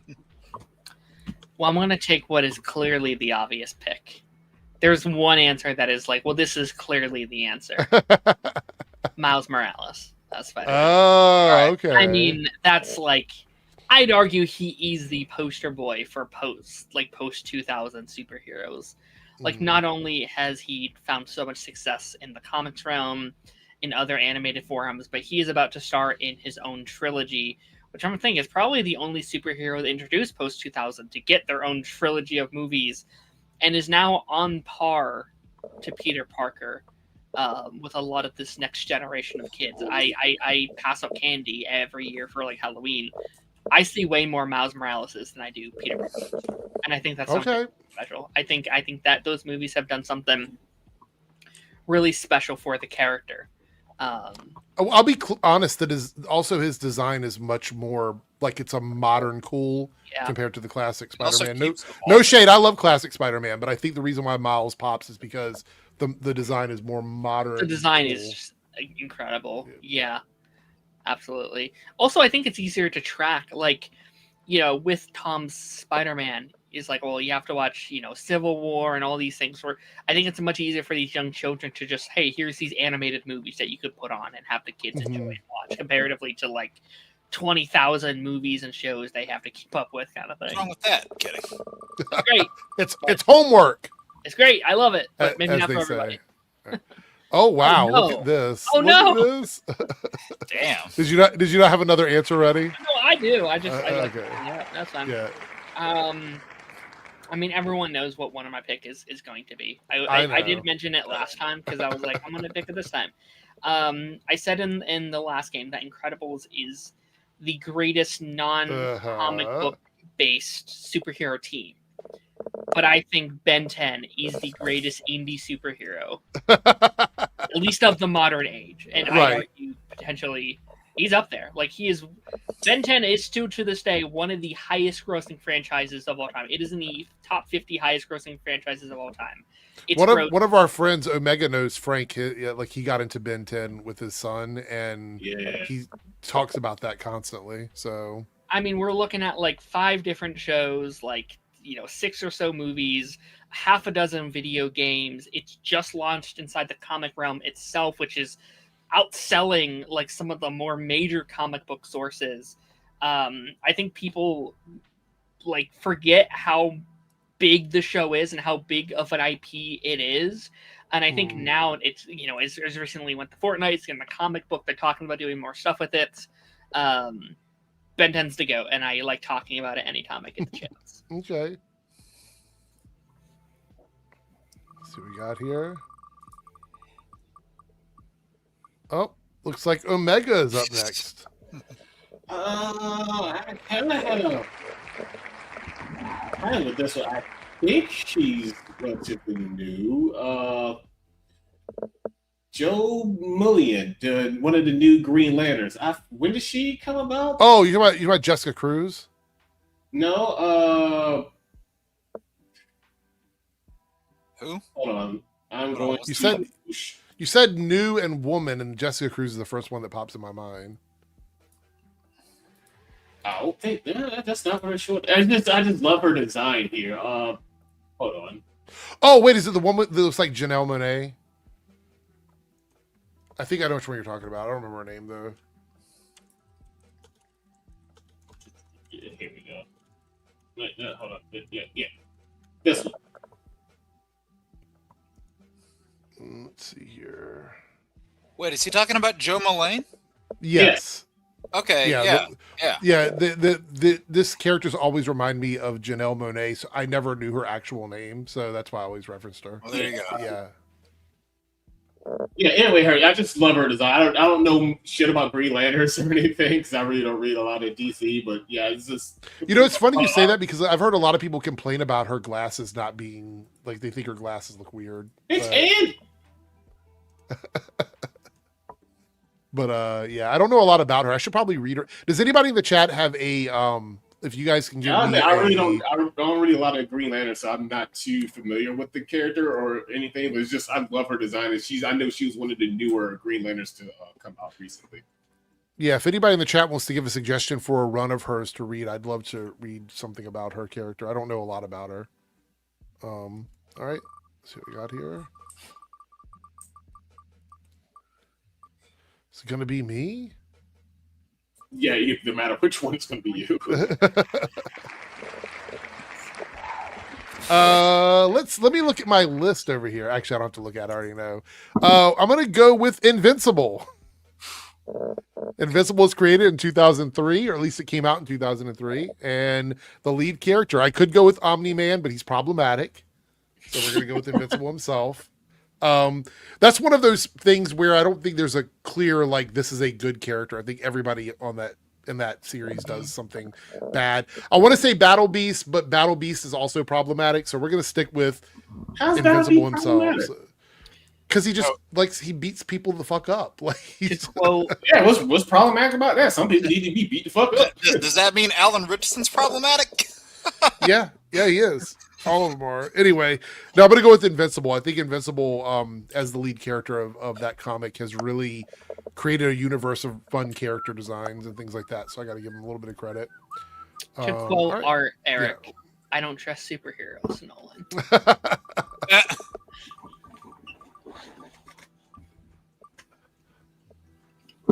Damn. Wow. Jake, have you even gone once yet? How many times is my name on there? Oh wow. I'm gonna go with someone who got her own TV show. Okay. One of my favorite Marvel TV shows, watching it back. I know, yeah. Okay. That is Kate Bishop. Oh, Hawkeye. I did not know. You thought I was going to go with the other one. I did. But I actually enjoyed her show. I think she's one of the coolest characters. I think she was created in the early 2000s in Marvel Comics. I think so, yeah. I want to say like 2004, 2005. But I absolutely love that show. I think she's great. I wish we could get more of her in the MCU, but haters gonna hate, I guess. Yeah, she started in Young Avengers in the mid 2000s. Yeah. Type shit. Yeah, Young Avengers type shit. All right, here we go. See if I get to go once. Nope. Wait. Oh. Maybe. Okay. I wanted you to save all three of yours for last. There you go. All right, so this is the one that I got worried would be taken. I had a feeling the other two would be safe, but this is the one I was like, oh, somebody might take this one. This is somebody that we thought was going to become another character, and was just, simply a character that had a minor name change. But ever since then, the character was gone for a bit, and then they were back, and then they really got revamped into their own character since then. And I'm going to go ahead and take the Arrowverse Sarah Lance. Oh. Yeah. That, she started, as her own character, obviously in 2012. Nice. When, Arrow started, that's obviously when that character showed up. Then we thought they were just bringing her back as the show's version of Black Canary, but doing a simple name change. But then obviously she's gone, and then she's back, and then really becomes her own character, the White Canary. And out of all of those shows, like I have my issues with a number of those shows, but Sarah's always been one of my favorite characters throughout all of them.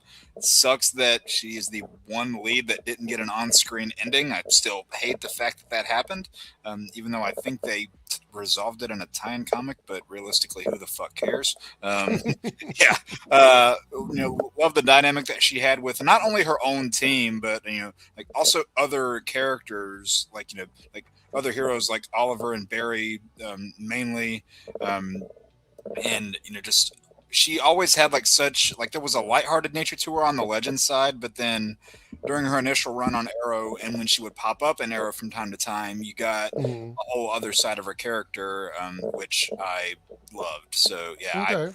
I had to go with that one first, and I thought someone was going to take it. Okay. Well, here's where you are. Before we spin the wheel one more time, we have a tie between 2 and 3, and it's been like that for like 10 minutes. So I'm assuming that's where we're stuck at. So I'm going to remove the other 2 options and restart this poll right now. So we're going to remove Dream Battles and Villains Who Are Right because they're not going to win. We're going to save this, and we are restarting the poll. Now, you have to pick between 1 and 2. If we tie again, I will be the tiebreaker. So, guys, vote on it. Pick 1 or 2. Options are top 3 favorite cartoons of all time or top 3 characters who get too much hate. All right, poll has begun. Wait for it to start. It's going now. You should be good to go.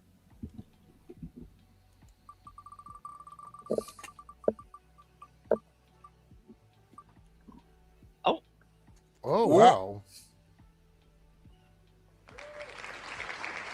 All right, now we're down to 3 different names. So, Jake, you get to go, and now the balance has been restored. All right. So, yeah, I had to do a little bit of searching as we were going through here to determine whether or not this character qualified as a quote-unquote superhero. I thought they did, but I was like, all right, let me look this up so I have some form of justification in case it gets challenged. This is somebody from a game series that started in right around the 2000s, started in 2001, and going with Jack from the Jack and Daxter series. I really dug that character as as somebody who starts as just kind of like this lost teen with his friend that's kind of just out in the world trying to find his place. Then he gets thrown into this whole eco crisis where like eco is kind of like that world's it's kind of like that world's like life essence, like whether you're talking about something like the force essentially of that world. It's eco kind of qualifies as that, but he ends up becoming a hero in his own right, where he ends up saving the wide city that he lives in, the giant civilization of Sandover, and not even just Sandover, whether you're talking about the Rock Village beyond, and then the other games like Jack 1 and Jack 2 and 3, rather than just sticking in kind of like one little inlet, it starts off as a little bit of like a vengeance quest, but then he gets steered away and says, hey, like I'm gonna fight for this city so everything that happens to me or everything that happened to me doesn't happen to anybody else. So I had to really go with that one. I had a feeling people might look at that choice and go, does that really count as a superhero? But he saves people and he fights evil, so yeah, it qualifies. Not all heroes wear capes. Okay. Before the next person answers, revote, guys, because the other poll for some reason was bugged. So if you voted, vote again, please. Darren, you are up for your final choice. Hey, yes. I didn't even have this one on my mind at first. I wrote down a whole bunch of ones, and then this character came to mind. This character made history when they debuted, I think, all the way in, I think it was 2018. Oh, yeah. And since this character was introduced, they got brought into comics and video games, and means a lot to a whole bunch of people. And from my understanding, was the first live-action trans superhero. I'm going clear from Supergirl. That was on my short list. I was thinking one of you would go with that one. Yeah, no, she was on my short list for sure. I just love what she stands for, and I love what Nicole Maines could do for the community that was looking for that kind of representation in the queer community. And I love what they've done with her since then. Like, she's gotten Funko Pops and games and comic books. She she actually writes. Nicole actually writes the comic, so. Yeah. I would argue she is the biggest impact that the Arrowverse had. Like, obviously, a lot of things came from that universe, but her being an original character that started there and then has since then translated into all these other forums, I don't know if there's another character that did that in that universe. Mm-hmm. All right, let's see what we got here. It's either going to be Jake or Omega. Shit, she even got a Fortnite skin made after her. So. That's true. Sure did. Yep. James Gunn, put her in.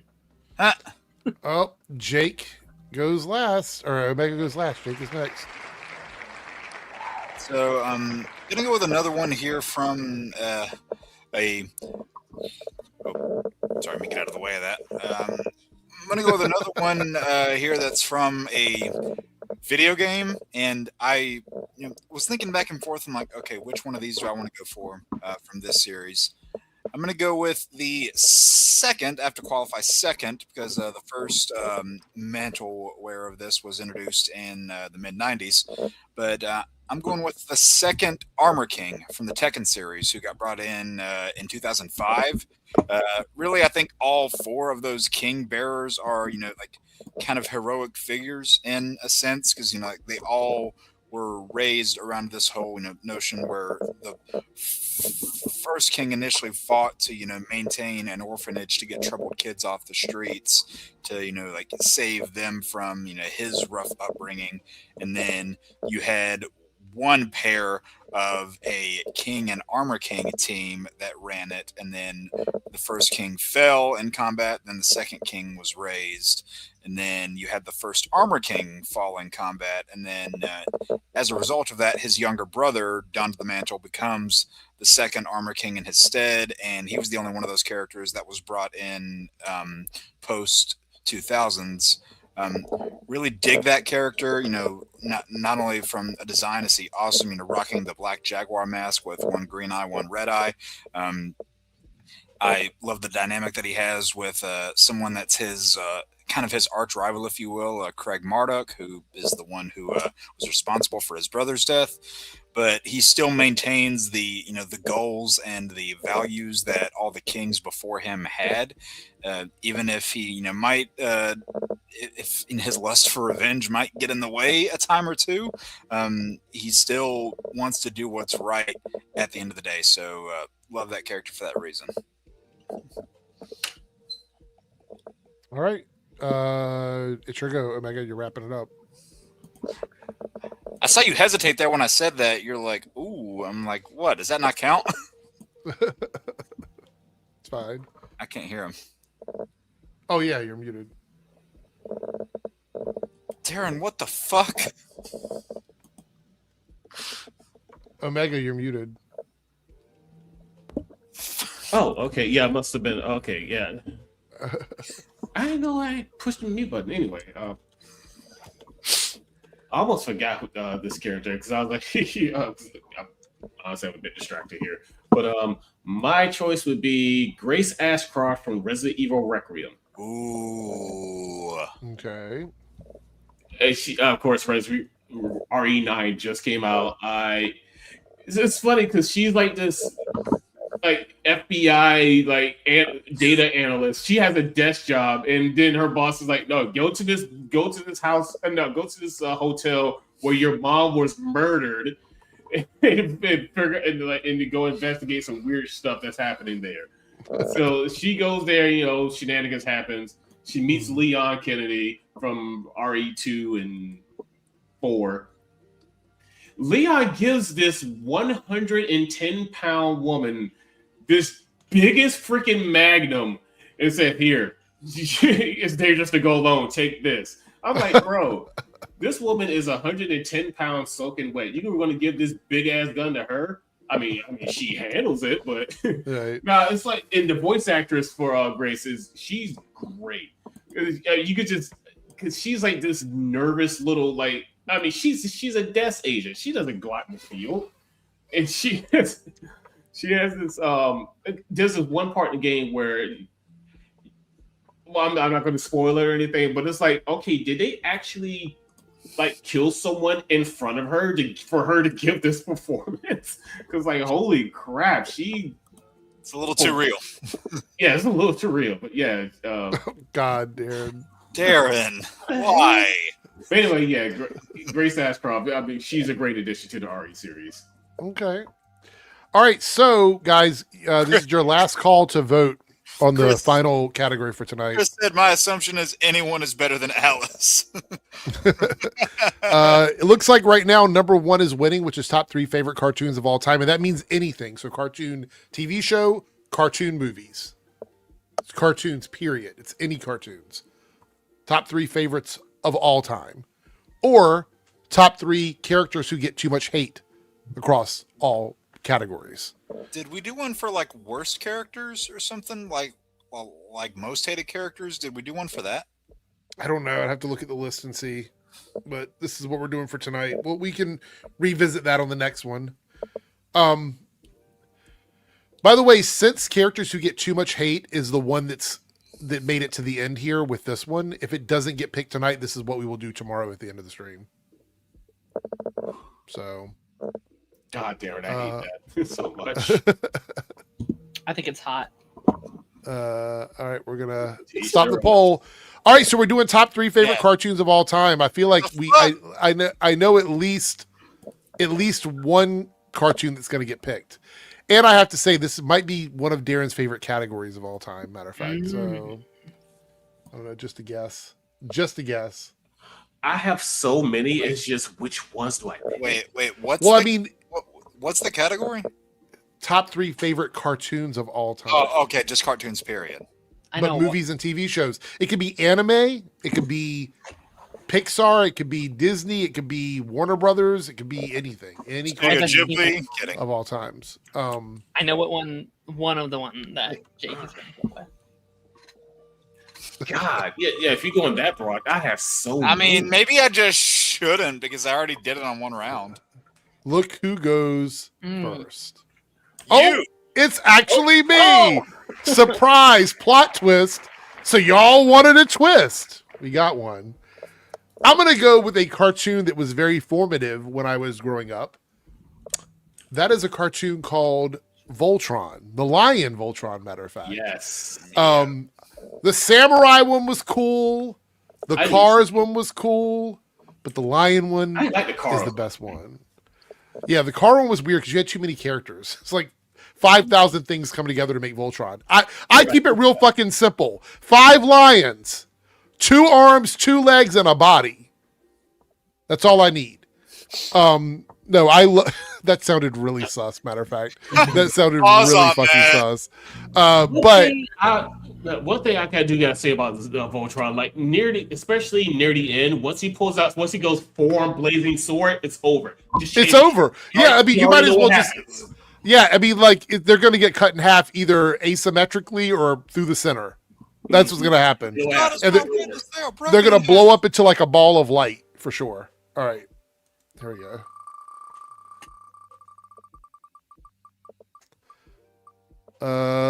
Wow. He steps away from his desk and he gets picked. Omega.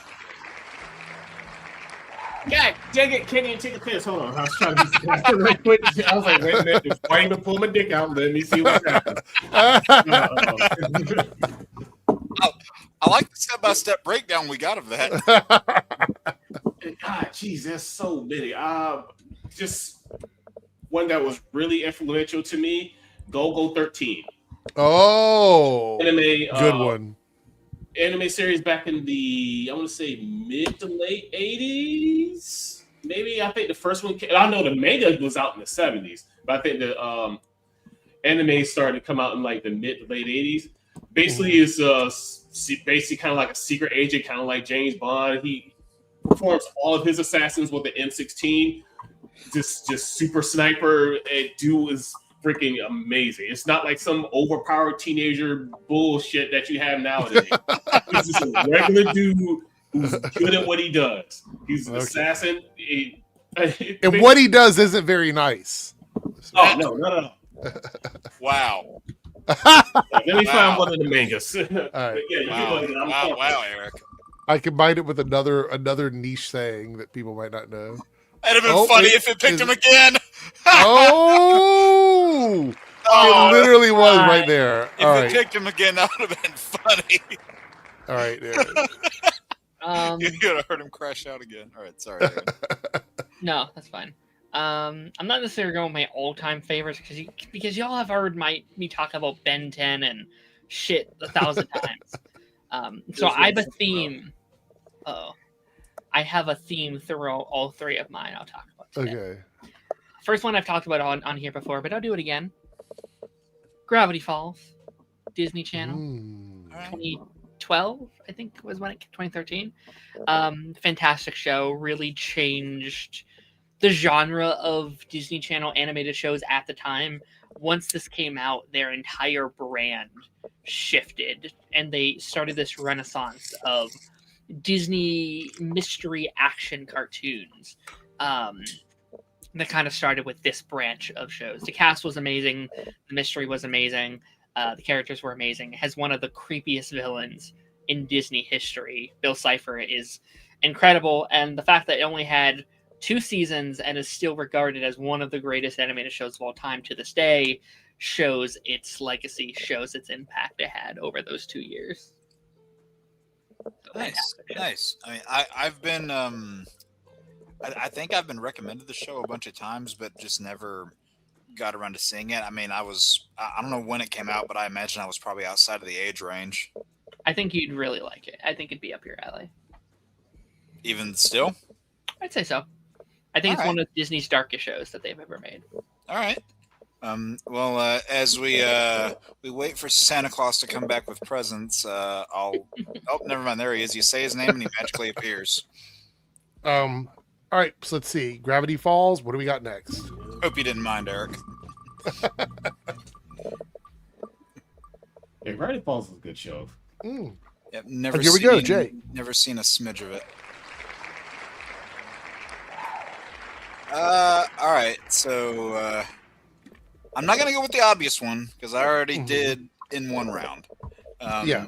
I'm gonna go the decade prior to that. And I wasn't, I was still, as a friend of ours, Taj, would say, I was still swimming when this show came out, but it ended up being one of the most formative ones of my childhood, and one that I watched with my old man on repeat, and still do it to this day. And as a matter of fact, a piece of that media is going to be re-released this year, and that's G1 Transformers from '84. Oh. Still my favorite version of those characters that we've got. I just think it's timeless. Love the dynamic between, You love when Rodimus became Prime, and fucking hate that. No one like that. Hot Rod as a character can go fuck himself. Anyway, have to go with those characters because I love the way that Optimus leads, them across Cybertron throughout really the vast reaches of space. Because the Autobots are just trying to find a way for their species to thrive. And they're just trying to find a way to live, but also stop the Decepticons led by Megatron to, essentially they're trying to rule the world with a metal fist, kind of Vader-esque, if you will, but after Star Wars had already been a thing. And I mean, it's also got one of the most timeless themes ever and resulted in one of my favorite animated movies.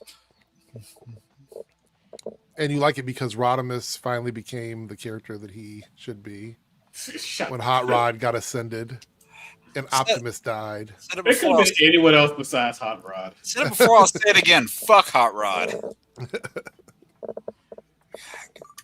I didn't hate Hot Rod, but it was like, come on. Could have been Bumblemus Prime and made Bumblebee a Prime. Oh. That would have been fine. Yeah. Back at it again, Jake. Look, Oh, Jake. shit, again. All right. Okay, I'll go with another one. Still not going to go for the obvious one, and I might go the entire round without it. I'll go with one that I quoted a good amount of when I was going through school, and these weren't necessarily. This show didn't necessarily have like a lot of vulgar dialogue, but my constant use of one-liners from this kind of got me in trouble with teachers, and that's Freakazoid. Uh, loved that show to bits just because of how wacky and ridiculous it was.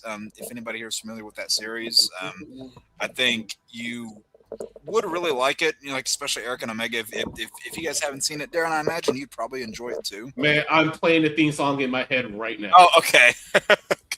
Cool. So we're speaking the same language then. Yeah, my teachers did not appreciate me constantly quoting that show going through school.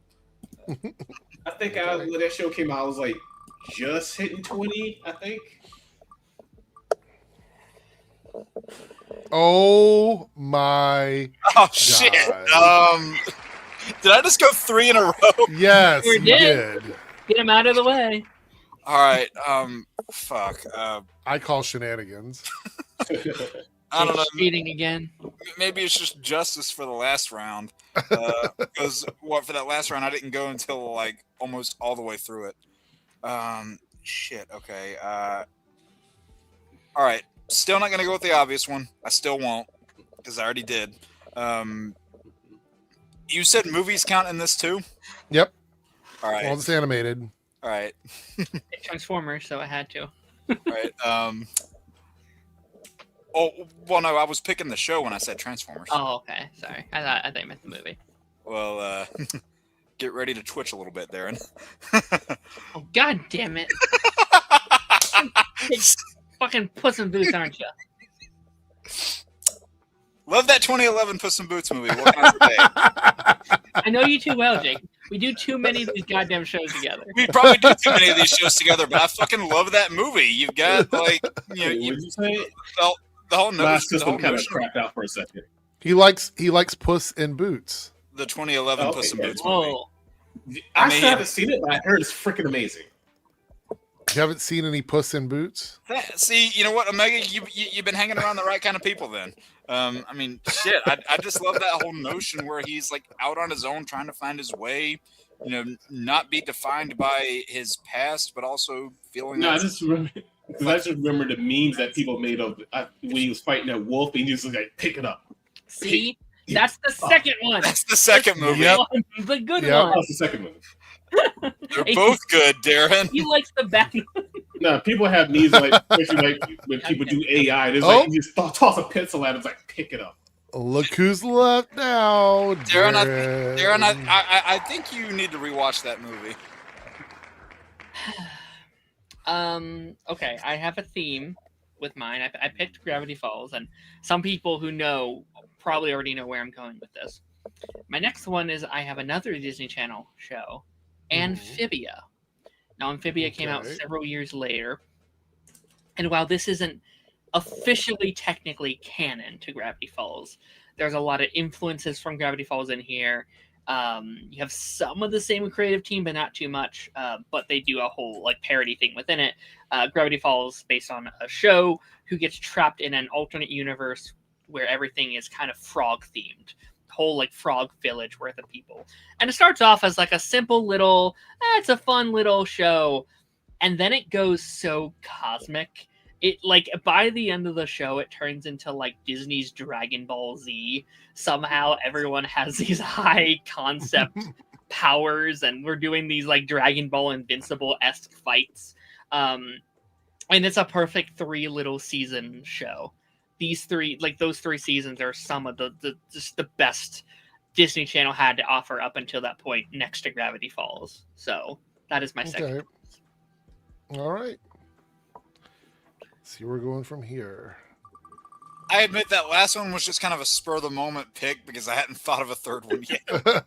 Oh my god. Okay. Oh my god. Doubles.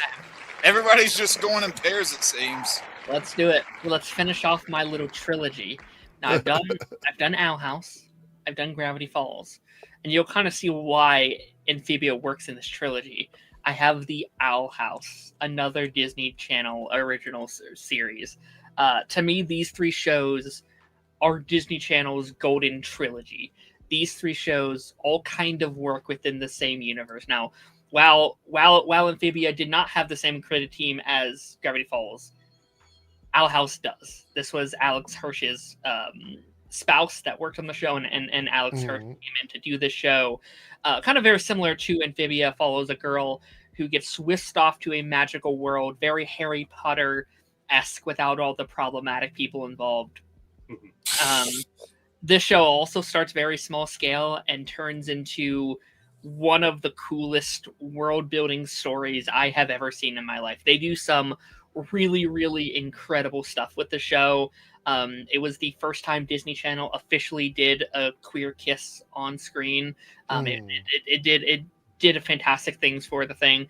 Obviously, it only ran 2 seasons. There were some behind the scenes. You can kind of guess based off what I said, maybe why it didn't run as long as some of the other shows on the network.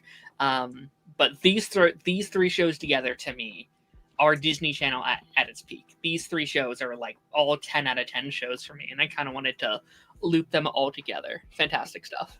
Okay. All right, so it's just me and Omega left. So what would you call that? The Owlverse or the Gravityverse? I don't know. They don't have like an official name, but they all kind of work in tandem.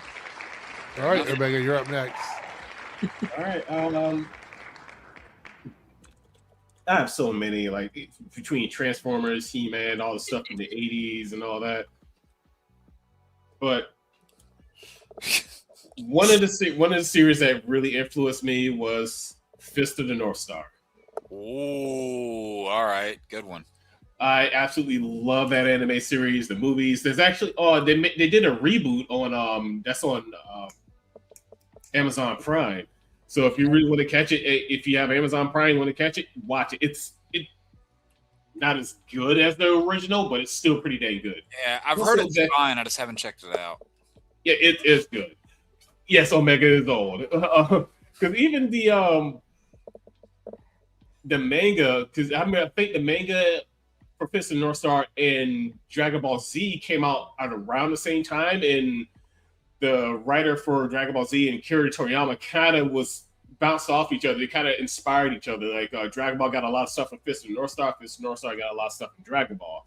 So there, if you see, also, if you like JoJo's Bizarre Adventure, check out who inspired JoJo's Bizarre Adventure. Yeah, right. Fist of the North Star is where they got a lot of that stuff from. Omega's fucking old. Wow. Yes, I am.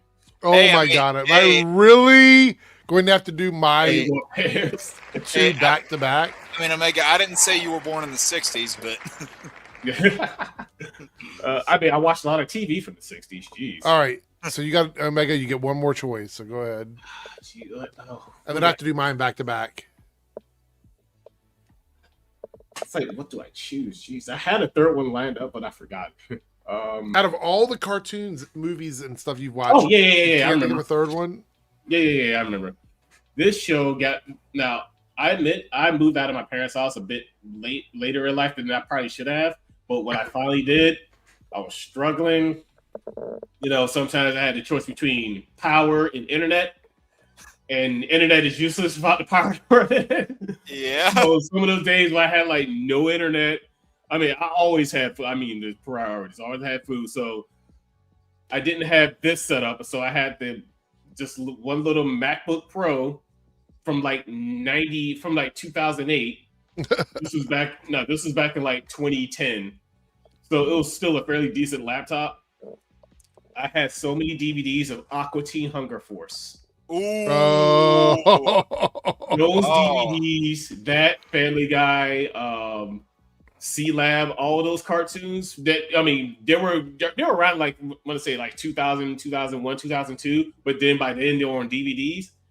Those DVDs got me through so many hard days of just coming home to work, couldn't get on the internet, but I had those DVDs. Okay. Aqua Teen. I still quote Aqua Teen bullshit to this day. That's all right. That's hilarious. As the kids say, that's some ball knowledge. So I have 2 that I have to do back to back. I'm trying to not pick from the same time period. So I picked from old school with Voltron. So I want to pick one movie and one new school that I like, because this category is so broad, right? Oh, yeah. So I would say my favorite, most recent animated thing that I watched was The Mighty Nine. All right. I love that cartoon. I can't wait for the next season. I love Vox Machina too, but Mighty Nine, the second campaign, is one of my favorite ones. Yeah, the second campaign is where I actually started, because because your brother was telling me about Critical Role. When I finally watched it, it was like the last 5 episodes of the first campaign. I was like, all right, I like this show. I see where they're going. They're starting a new campaign. I'm gonna start with this new campaign going forward. Absolutely adored it. All right. So that would be my second choice. And for my third choice, I wanted to do a movie. Only because I've said Invincible a million times tonight, and I'm not going to say it. You guys know I love that. Just like X-Men 97, like X-Men 92. Like, these are all things we love. You know that. So I want to go with the movie. And I'm going to go with one that we did talk about earlier, but we didn't really dive into it. And that would be the Into the Spider-Verse movie. All right. Which is the first one. Now, I love the second one, but we might as well just go ahead and start with the first one, because I think the first one is incredible. You don't get the second one without the first one. Right. So I'm going to go with the first one. I could just combine both of them together, to be quite honest. But I would definitely say that the first Into the Spider-Verse, that first Miles Morales movie, for me, is one of my favorite animated things of all time. So those would be my choices. I was struggling a little bit because, to be quite honest, and I know everybody on the panel probably feels the same way, I could do a top 50 list of my favorite animated stuff. Like, I could literally sit here and name off things that I love. Animation is something that's really near and dear to my heart. I actually like animation a lot of times more than I do live action. I almost picked, I've mentioned it so many times, I didn't pick it here, but something that makes me emotional that I didn't experience in live action is something like Flashpoint Paradox. Like, that movie is hyper emotional. Our friend Frank, I mentioned before, he came over and watched it for the first time with us, and he was torn up by the end of that movie, especially at the end when he goes and talks to Bruce and brings him a letter from his father. So I just feel like we have stuff like that when it comes to animation. Animated stuff is not given the respect that it deserves in most cases. It's just as valid as any other form of entertainment, in my opinion. Agreed. And so that's how I feel about it. That's it for our list tonight, but we do have some super chats here. We have a $2 super chat from Lone Wolf giving his list. Code Geass, which I believe was 2000s anime, right? Mm-hmm. Was that like early 2000s? How many seasons did it have? I don't think it was on very long. No. It was good though. Spider-Man 94. It's good. Chubihiro X 2025. I have not seen that. So Never been. Oh, this one is a classic. $2 super chat for Yu Yu Hakusho. Yeah, Yu Yu Hakusho is good. Hakusho. Can't ever say that. But this is another one that's like a deep cut, sort of like Golgo when you mentioned that earlier. Yeah, it was goes back to that era. That was like in the 70s, actually. Thank you for the super chats, Lone Wolf. I appreciate it. And as a fan of this franchise, I'll just say this. Shout out to the Tekken Bloodline anime. Really wish that I liked it a lot. Yeah, it's probably the best piece of non-game Tekken media that we've gotten. Granted, that bar's not high, but it's not high. I heard of it. I didn't know it was good. Oh no, it was actually really good. Sorry, Darren. Okay. No, that's fine. Since Jake didn't mention it, this week I started my rewatch of X-Men 97, and I forgot how much I adore that show. Holy shit. Those first 2 episodes are so good. Chris is putting absolute blasphemy in the chat down there. Good to see you. Good to see you in the chat, Kenny. You hadn't been here in a while. Good to see you. Dog water. All right, so we honestly made it through this whole stream without people asking about any of the stuff that happened today. So we'll talk about all that tomorrow night on the Nerdcast. We have a trailer to watch with Green Lantern. So we'll do that tomorrow. I have a lot to say about it. I have a lot of opinions about it. And we'll have some other news. There's a few other small things that came out today. We'll probably have some other stuff to discuss tomorrow. So if you're watching this right now And this is not the regular Nerdcast. It's a special episode specifically for viewer appreciation, which we still haven't come up with a name for it yet. I guess we'll workshop it. $2 super chat from Lone Wolf. Have we ever done a music category yet? We tried movie soundtracks and movie scores, but it never wins. Yeah. Never wins. Maybe tomorrow we will put like 2 in there to see if we can get 2, at least one of them to be music related. I'm not sure. But anyway, thank you guys so much for being here. I'm going to be seeing Mandalorian and Grogu on Thursday. We're seeing it at like 2 in the afternoon. So I'm seeing it very early. So I will probably make a review for that, like a non-spoiler review for that, when I get done with the movie. So look for that on Thursday. I'll do it when I get home. I've heard, so the only real criticism I've heard about it is that it skews very young.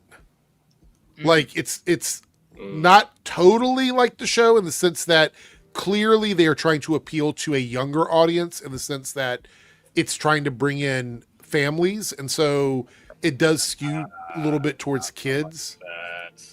So, but they also say that it feels a lot like the old school Star Wars stuff. Okay. So the thing I've heard, I don't even know if I should say yet, just because I want everyone to go in with their own expectations. But yeah, we'll see. We'll see. I hope everyone who've been waiting for a new Star Wars movie is content, because I know people for a long time. I mean, there's going to be people that bitch and complain no matter what when it comes to Star Wars. That is true. But I have heard the positives I've heard from this are things that I'm glad I'm hearing, which is that it's like a really good extended version of a season, or like a truncated version of a season, I should say, which is fine. I like Mandalorian, so that's not a detriment to me. The fact that it feels old school, they're saying like prequel era and behind that, like doesn't feel like the more modern Star Wars stuff or whatever. So they're saying that's the vibe. They're just saying it does skew a little young. So just be mindful of that when you go in to the movie. I'm going to give it a fair shake, just like I do every movie. So we'll go in. I'll have my hopes high for it. And I'll let everybody know. Before we jump out of here, I'm going to give everybody a chance to do some shout outs, and then we're going to wrap things up. So we'll start with Jake.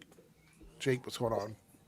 Yeah, you can catch me at Drillpad Jake on YouTube. We do my own series, Jake's Lost Levels, on Sundays. This upcoming week, I have a handful of uploads coming out, including the long-awaited start to Lego Batman Legacy of the Dark Knight. Like I said, that game's going to be a good chunk of my summer, and the goal is to alternate in between one of those videos and then one of the other ones I have in rotation, whether it's a retro review, a Let's Play episode, a ranking, anything of that nature.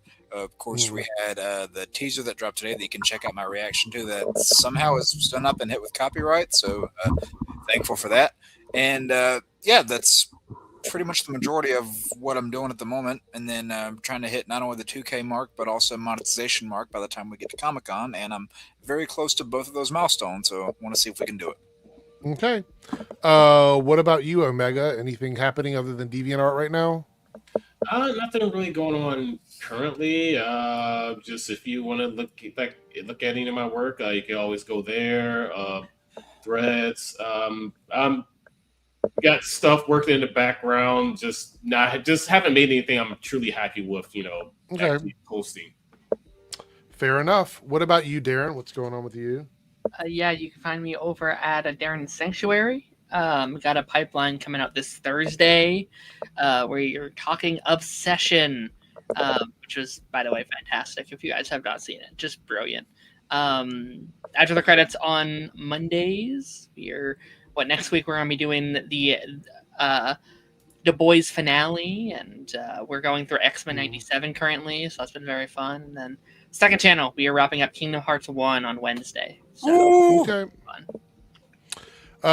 Let's do the super chat quickly before we wrap things up from Lone Wolf. $2 super chat. Can y'all say some of your favorite albums to listen to? I mean, I am a music person. It's what I do for a living, so I could sit here for like days and tell you albums that I love. But I would say I go back to the classics for me, which would be something from the 80s, the 90s, the 2000s. One of my favorite albums of all time is Grace by Jeff Buckley.